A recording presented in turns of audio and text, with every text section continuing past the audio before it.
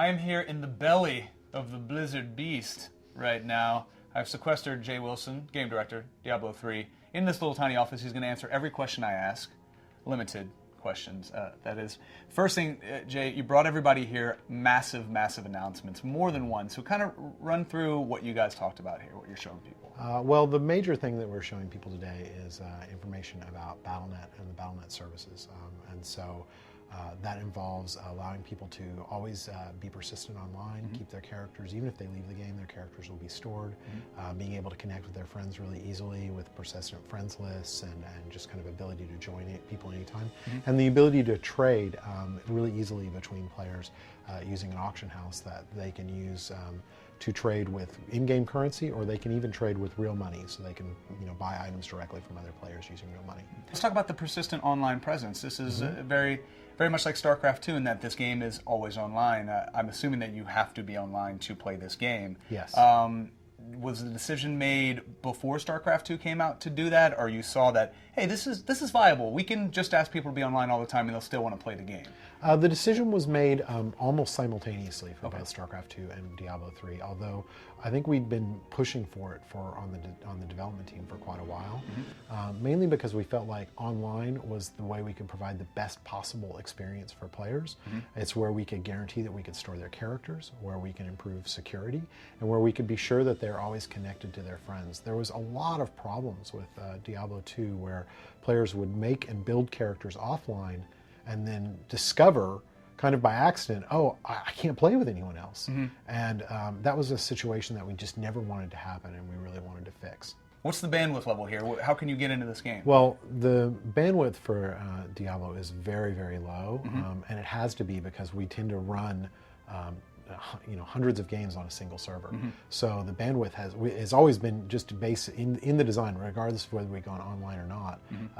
It's basic in the design that the bandwidth has to be extremely, extremely low. So if you don't have broadband, you should still be able to play online and have a really good experience. So AOL, keep sending us those demo discs.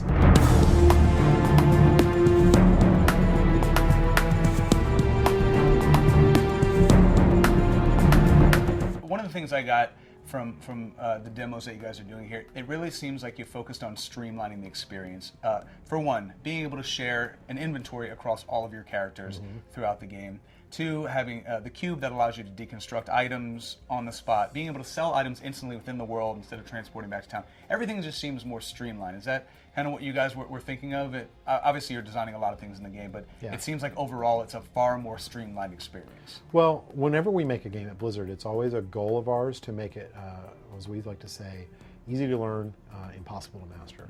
And part of making it easy to learn is kind of looking at one, quality of life issues like, do you really need to go back to town to sell an item? Why? Like, it's an inconvenience. It's several more steps than you really need to do. And also just in terms of making things easier to play, we streamline the skill system a lot to try and keep complexity really high, but play up to the kind of game that Diablo is, which is a game that's really about experimentation. It's about building a lot of different kinds of builds, and it's about really being able to explore the space of the character that you're in. If you look at Diablo 2 and you talk to and listen to the community, you're going to find what the problems were with Diablo 2 pretty quickly. And not being able to trade items between your characters was a massive problem in Diablo 2. And so we definitely wanted to solve it. And having a stash that allows you to essentially share all your items amongst all the characters on your account, and then also being able to access all your items from any character to go into the auction house, not have to worry about logging into a particular character to interact with the auction house. These are all really nice convenience features that make the game a lot easier to play and a lot more fun. Being able to switch skills on the fly is obviously a huge deal. And then it's not just about pouring points into specific skills, it's a lot more malleable. You can do a lot more stuff with the skill system. So kind of walk me through what you guys showed here today and what you're doing with the skill system overall. Well, essentially, we're focusing the skill system a lot less on the idea of these, I'm going to make this permanent, a fixed choice forever on my character, to a lot more of, I've got a very small number of skills I can take, and I have a lot of skills that have unlocked for me. So which skills do I pick and choose to create the perfect build? So we let players basically freely swap their skills in and out of this limited number, 6 active skills and 3 passive skills. So at any time you can change which skills you're using. but you can never only have those maximum amount. And the nice thing about that is that we're not asking the player to make a choice before they understand that choice. We're saying, play around, figure out the build you like, and then you can start committing to building a specific character. And some of the other systems within the game, like the rune system, really involve investing more in the skills that you've actually chosen.